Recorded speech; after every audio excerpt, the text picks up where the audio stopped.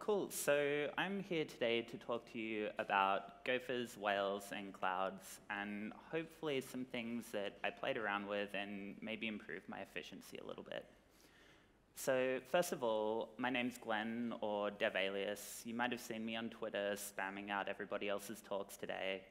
I'm a penetration tester at TSS and also a polyglot developer, and I get up to a couple of other things when I'm not using computers, including drinking butter in my coffee.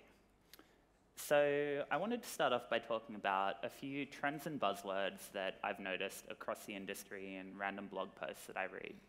Now, I was going to go into lots of stats and why you should care about these things and that kind of stuff, but if you really want that, it's already on the internet. So instead, I'm going to talk to you about just a couple of things that caught my interest and I wanted to play around with more. So first up, Docker. Now, if you haven't heard of this before, you've probably been living under a rock, but it's a lightweight container virtualization system. So it doesn't have the same kind of isolation that you'd get from VMs, but it also uses far less resources on your system to run it. It does share the kernel with your computer, so if you get owned in the container, then you're probably going to get owned anyway. But for my uses, that's not so important. It takes a base operating system image, and if you use something like Alpine, that could be as small as 5 megabytes, and then each program you install adds a new layer on top, which can be shared among all your containers. So it really does that kind of efficiency thing that I like.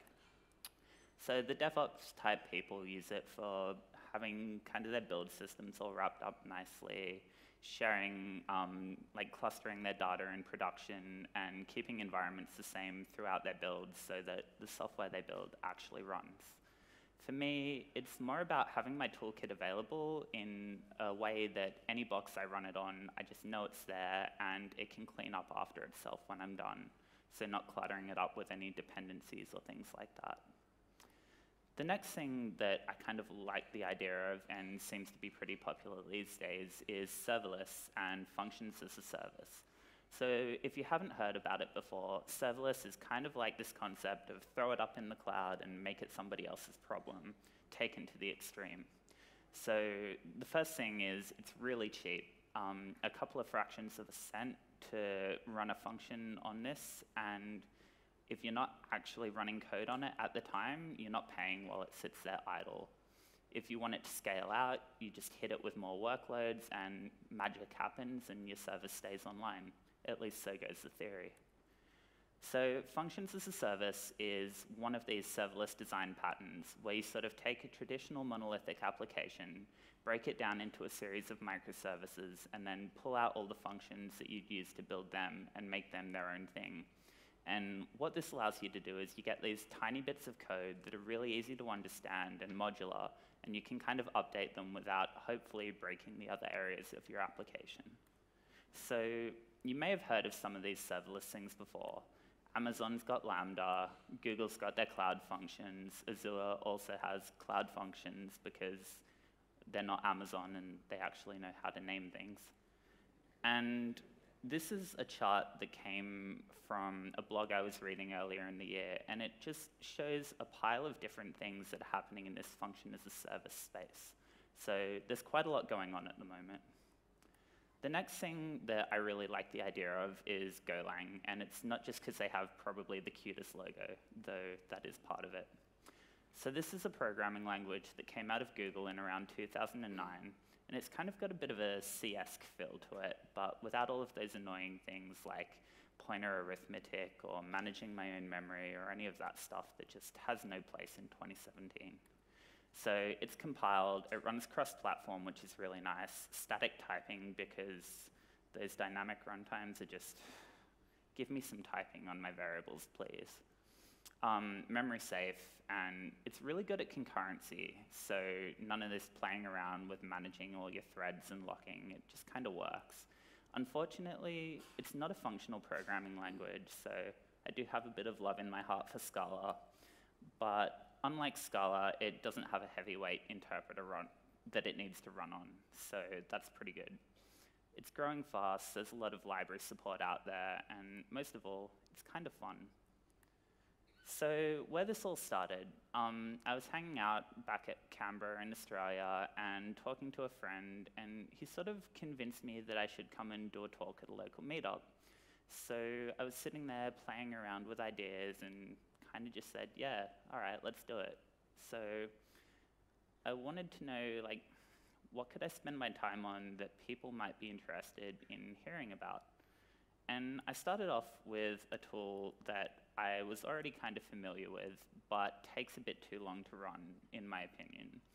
So if you haven't heard of it, GoBuster is a directory and DNS brute forcing tool, and basically just allows you to take giant word lists and just smash them up against things really quickly. But if you've got a huge word list, then it's probably going to take a while.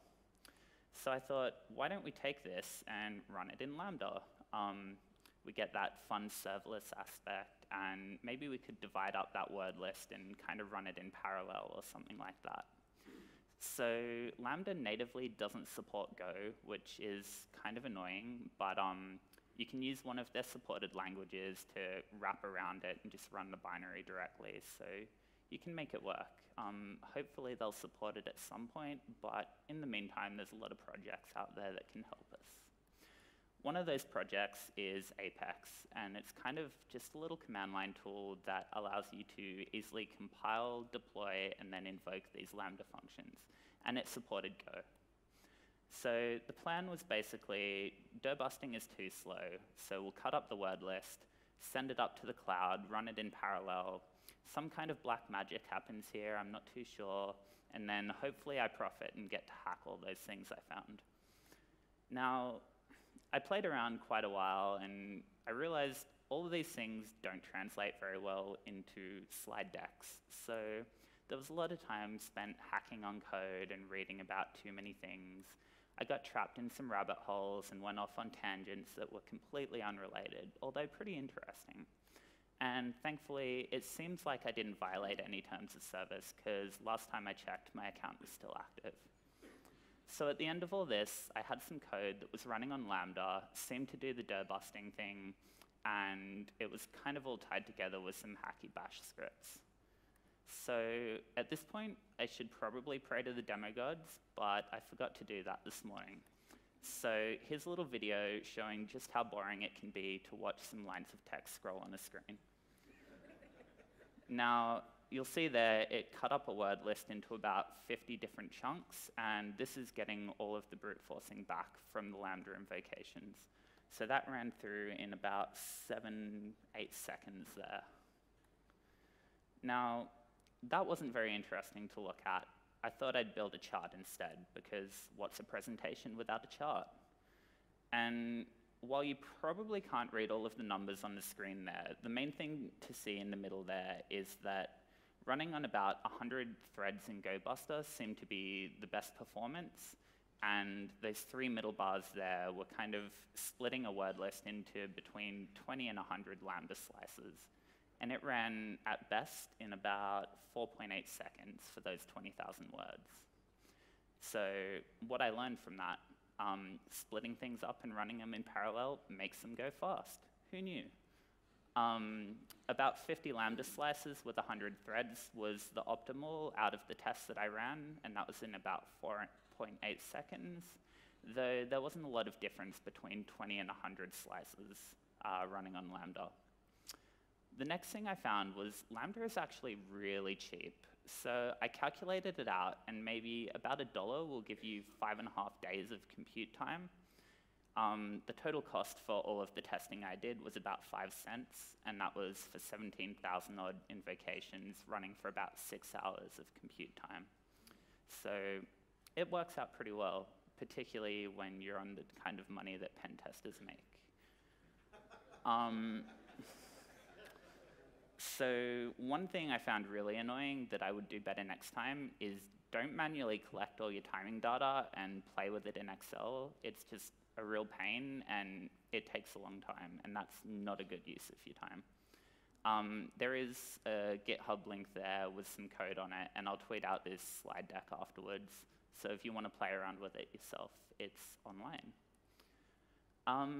So after I ran GoBuster on it, I was wondering, what else could I kind of apply this concept to? And I was thinking like things that take a long time and just aren't really that fun. So maybe like nmap UDP scans or scanning subnets, running those basic checks or taking screenshots of all those websites that you find out there. And I have no idea if this would work because I've never done fuzzing, but if you can fit it in that 300-second window that Lambda gives you, maybe you could run fuzzing payloads across it. There's heaps of cool stuff you could probably do, but the Lambda environment invocations might kind of get in your way. So there's a 300-second limit, and it's kind of just hard to get access to all of the things to debug while you're running it. So I started looking into other things that Amazon provides, and of course I came across their basic cloud server offering EC2 and auto-scaling groups. So this gives you a server in the cloud, and you can spin up multiple copies of it, and yeah, it just seems to work. Now, to get that Lambda feel to it, the auto-scaling didn't really operate as quick as I would have liked. So there was a few minutes lag time in spinning things up and tearing them down. And, well, I wanted to install Docker on it and run things in containers anyway, and that was more set up as well. So I looked a bit deeper, and it seems they've got something that already builds that. So ECS is their container service, and it basically adds that kind of Docker layer on top of the auto-scaling servers. Now, this was nice, but what Lambda lets you do is just feed in events and get the data back out the other side. And while I could build something myself, like, who has time for that? So looking a bit deeper, I came across their batch service, which lets you define a job type, in this case, go busting, and then connect a queue to it and just kind of feed the data in and feed it out. Now that runs on ECS, which runs on EC2 and auto-scaling. So it seems like they've got that abstraction of all their services figured out, and I probably wouldn't have to do that much to make it work. Now, I played around with it a bit, but I didn't go too deeply down that path for this time. But I did learn that basically if you need something, Amazon's probably already built it before you got there, so go kind of read through the billion services they release every 2 days. Another area I found while kind of thinking, how can I get away from those Lambda restrictions, is this project called FaaS, or Open Functions as a Service. So it came out around the end of 2016, and it's just been like growing super fast. Like they're pushing releases every day, and new features are coming out. And it's kind of just really exciting. So it allows you to run those functions as a service, kind of like Lambda, but on whatever hardware you want. And it leverages Docker containers to do so. So it kind of already had some of the things I wanted to play with. It comes with a command line tool, and essentially you can define a little bit of configuration about how your function should look and what container it should run build, deploy, and then you can invoke it just like Lambda. Another nice thing with the command line tool is you can actually pipe the data in and out of it, and so you can run this function almost like it was a binary on your system.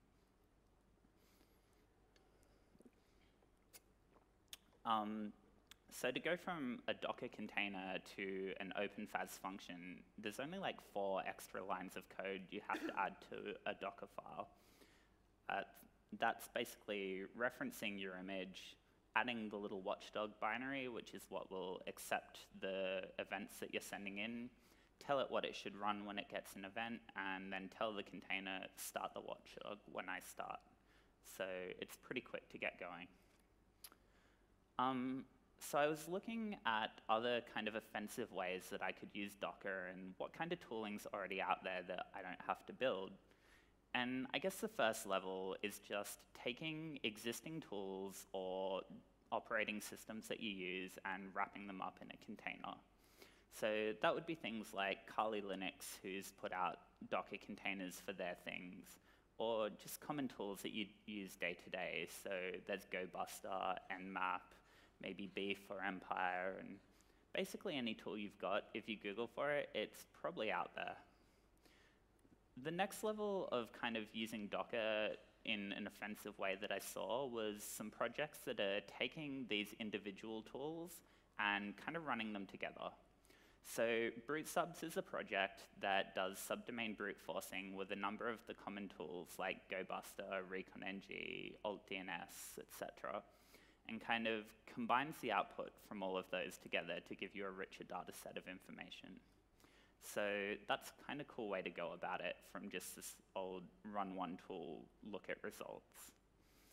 Now, the next way I saw, and this is kind of going even more into that software engineering space, is actually turning these tools into more of a tool as a service system. So KubeBot is a Slack bot that is running on top of some Kubernetes orchestration, which is basically clustering for Docker containers and similar things. And what it lets you do is run a command like go nmap this thing. It'll queue it in the background, run the tool in the cloud, gather those results, store them in Git, and then return the differential results to you. And you just hang out in Slack and drink coffee while this goes on. So that's pretty cool. Because there's so many things out there, like Docker containers for everything, and any tool you look at, there's probably like 100 different containers. There's sort of a couple of rules that I use for myself to figure out which ones are worth looking at or using, or if I should go build it myself. So firstly, if it's the official container for the project, it's probably a good place to start, because hopefully they'll maintain their own stuff, hopefully. Next up, how many times has it been starred and how many people download it? Because if it's popular, then maybe it's probably okay. A big one for me is whether the Docker file is available. So this is basically like, do I have source code? Can I build it myself? Can I see what they've built into it? And what should or shouldn't be there? And if you need to kind of take it and build your own version, this is really nice because you can just modify what someone else has done, tweak it to update or whatever. Now, automated builds let you link the Docker build to a GitHub repo, and so whenever you push new source, the images get updated. So if I find something like that, it means it's probably more likely to be up to date, which is good. When it was last updated, kind of self-explanatory. And finally, how big the image is. So at least in the early days, but even now, there's quite a lot of Docker images out there that are just like hundreds and hundreds of megs or gigs for a tool that should only be maybe like 10 or 20 meg. And there's just all this extra bloat that doesn't need to be there. So I try and look for things built on Alpine if I can help it, or just the smallest size available that fits my other criteria. And while I was looking into how I could get really small containers, I came across a couple of tricks, how you can use Golang and some features of Docker to get some really tiny containers. So first up, Golang allows static compilation, so we can get a single binary without any dependencies. And by passing a few extra flags, we can remove some redundant debug tables that don't really need to be there when we're running it. Next up, I would take UPX, which is an executable packer and allows you to make them smaller, but still run basically the same when you run the tool. And then we leverage Docker's multi-build stage. And what this allows us to do is define essentially a different environment for all of the compilation of the tool and the packing. And then we just copy that compiled binary out at the end into an empty container. And so I did this with GoBuster, and I ended up with about a 1 megabyte container all up that you can just run. So it seemed to work out pretty cool.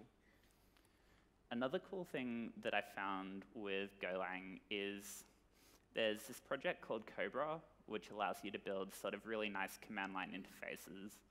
And this is used by a lot of projects out there, like some of the Docker core libraries use it, and really just heaps, because it's nice to use. One of the things I find delays me a lot when I'm starting a project is I want it to be pretty, and I want to have just the right tools in place before I start. And then weeks have gone past while I research all the tools, and then it's time for B-sides, and I haven't written any code, and yeah, so Cobra's nice. You can basically just clone down the program and build it with Go, and then you just init a new project, go into that folder, add some subcommands, and run it. And you've got a command line that looks almost as nice as Dockers. I don't know if you can read that very well up there, but yeah, that took about 3 seconds of commands to generate. Now, gopherblazer was this cool idea I had to kind of get rid of all my shell scripts and hacky tools here and there, kind of wrap up a lot of the Docker run commands and just make my life easier. If I don't have to think about it and it just works, then that's good for me, and I can get on to doing the fun thing like working out how to break that really crazy cross-site scripting payload and make it run. So I wanted to add in connectors that would run Docker or Lambdas, maybe open FaaS functions, and just have it all from this single tool. Now currently, don't really have very much there because starting projects is hard. I did get the name done though, so I've solved one of software engineering's problems. Followed a lot of rabbit holes, got a couple of proof of concepts working, and that's kind of where it's at the moment. So there is a repo, it's only got the proof of concepts, but I'm hoping that sort of over Christmas, maybe I'll have some time to hack on this a bit more. And yeah. So future directions, actually work on that tool. I want to explore more tools that I use day to day and kind of getting them running in containers in a nice and simple way. And then going one step further and figuring out what are the manual steps I do with the output from these tools and how can I automate them and kind of build it into a workflow where I have to do less of the boring, mundane stuff. Just reading more about Docker as well and ways I could use or abuse it. So this one project I came across called Sonum. It's one of these cryptocurrency ICOs that have raised way too much money with way too terrible looking a white paper. But it basically sounds like take Docker container, run on miner's computer, profit. And I think there's probably going to be some security concerns in that space. So it could be fun to look at. Takeaways from this talk. So originally I thought I was going to go down this really deep kind of technical way and talk about all these things you should do and why you should care. But when I started reading this slide, writing this slide, I found that the things that I wanted to put here were more kind of cultural or attitudinal. So the first one is just be curious. Like if you see a project out there or some new tool, like play around with it and see what it can do and how you can use it to disrupt the work you do day to day. So yeah, I guess don't get stuck in that this is how we do it because this is how we've always done it. If there's a better way, like let's do that instead. And finally, if you do play around and learn something, like share it. Get out there, speak about it, send pull requests, do the open source thing, write a tool and put it on the internet. Like, let's just get all of that stuff that's trapped in our heads and kind of behind closed doors and bring the whole industry up together. And finally, I just wanted to leave you with this quote that I quite like about thinking different. So I believe that it's the crazy ones and the misfits, the rebels, the ones who just kind of don't believe in that status quo, that kind of get out there and shake things up, rock the boat, and really cause things to be changed. So be one of those people. And we've got some time left, so if anyone's got any questions. Or not. Thanks.